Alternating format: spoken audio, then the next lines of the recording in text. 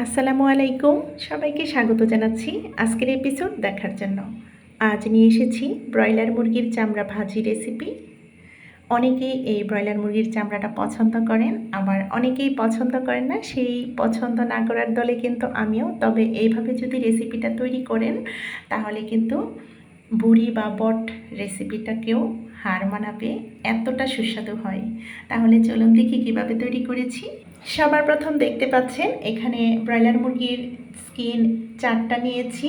4টা মুরগির স্কিন ভালোভাবে ক্লিন করে তারপর আগুনে পুড়িয়ে নিয়েছি। এরপর কুসুম গরম পানি দিয়ে কচলিয়ে কিন্তু এই পরিষ্কার করা আস্ত চামড়াগুলো ধুয়ে নিয়েছি। তারপর বটির সাহায্যে আমি টুকরো টুকরো করে কেটে নিয়েছি, যেভাবে বুড়ি কিংবা বট টুকরো করে নিয়ে নেয় ঠিক সেভাবে করে নেওয়ার পর ভালোভাবে আবারও ধুয়ে নিয়ে একটা স্ট্রেনারে ছড়িয়ে দিয়েছি, পানিটা যেন ঝরে যায়।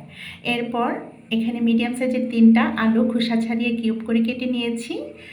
মিডিয়াম সাইজের একটা বেগুন কিউব করে কেটে নিয়েছি, এটা অপশনাল। এরপর গুঁড়ো মশলা 1 টেবিল চামচ পরিমাণ, লাল মরিচের গুঁড়ো 1/2 টেবিল চামচ পরিমাণ করে, হলুদ গুঁড়ো, জিরা গুঁড়ো, ধনিয়া গুঁড়ো, আদা গুঁড়ো, স্বাদ মতো লবণ। এরপর চুলাতে একটা কড়াই বসিয়ে দিয়ে এখানে সামান্য পরিমাণ সয়াবিন তেল দিয়েছি। স্কিনে যেহেতু অনেক তেল থাকে সেই জন্য আমরা এই রেসিপিটা এই অল্প তেলে তৈরি করব। তারপর এখানে গরম মশলা ও তেজপাতা দিয়ে দেওয়ার পর দিয়ে দিলাম 1 কাপ পরিমাণ কিউব করে কাটা পেঁয়াজ। আমি কিউব করে কেটে নিয়েছি, আপনারা চাইলে কিন্তু ঝিরিঝিরি করে কেটে নিয়ে নিতে পারেন কুচিয়ে। তারপর দিয়ে দিলাম এখানে সমস্ত মশলাটুকু দিয়ে সামান্য একটু পানি দিয়েছি যেন মশলাটা পোড়া লেগে না যায়। এখন দিয়ে দিলাম মিডিয়াম সাইজের পাকা টমেটো কিউব করে কাটা 3টা, দিয়ে ভালোভাবে মশলাটা নাড়াচাড়া করে নিচ্ছি।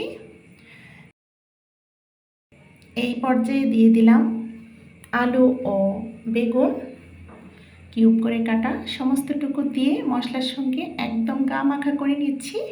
এই পর্যায়ে দিয়ে দিচ্ছি ধুয়ে কেটে নেওয়া সমস্ত চামড়াটুকু দিয়ে দিলাম, দিয়ে ভালোভাবে আমরা কষিয়ে নিচ্ছি।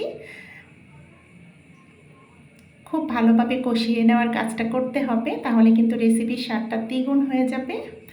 আর আমি এখানে কিছু সবজি ব্যবহার করেছি এজন্যই, কারণ স্কিনটা যে অনেকটাই কোলেস্টেরল, তাই এটা কেটে যাওয়ার একটা আশঙ্কা থাকে, কেটে যায় যেন, সেজন্য আমি একটু ভেজিটেবল ব্যবহার করেছি।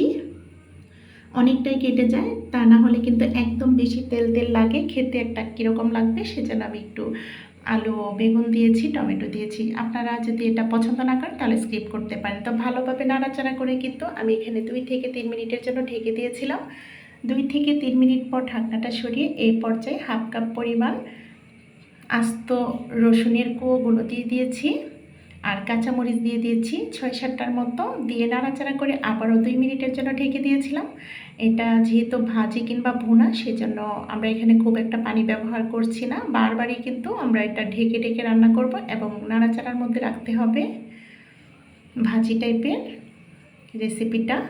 তো দেখতে পাচ্ছেন খুব ভালোভাবে নাড়াচাড়া করে নিচ্ছি, আর চুলার আগুনটা কিন্তু মিডিয়াম আঁচে রেখে আমরা এই রান্নাটা করব। এই পর্যায়ে সামান্য একটু পানি দিয়ে দিয়েছি, আপনারা চাইলে আর একটু বেশিও দিতে পারেন কিংবা না দিলেও চলবে, যেহেতু স্কিনটা কিন্তু 50% সেদ্ধ ছিল, কারণ এটা গরম পানিতে দেওয়া হয়েছে আবার আগুনে পোড়ানো হয়েছে, সেজন্য। এবার কিন্তু ভালোভাবে নাড়াচাড়া করে আবারও ঢেকে দিয়েছিলাম। শেষ পর্যায়ে কিন্তু এখানে টালা জিরার গুঁড়ো দিয়ে দিয়েছি 1/2 টেবিল চামচ পরিমাণ। এটা দিলে খুব সুন্দর একটা সুঘ্রাণ তৈরি হয়। আপনারা চাইলে গরম মশলার গুঁড়ো কিংবা 5 ফোড়নের গুঁড়োও দিতে পারেন।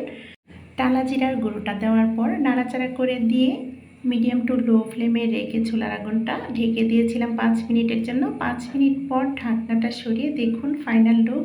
এই পর্যায়ে কিন্তু চুলার আগুন বন্ধ করে দিয়েছি। আলহামদুলিল্লাহ, ব্রয়লার মুরগির চামড়া ভাজি রেসিপিটা হয়ে গেছে। এবার আমি সার্ভিং ডিশে সার্ভ করে দেখিয়ে দিচ্ছি। দেখুন ফাইনাল লুকটা, দেখতে না যতটুকু লোভনীয় ছিল, খেতে দুর্দান্ত স্বাদের হয়।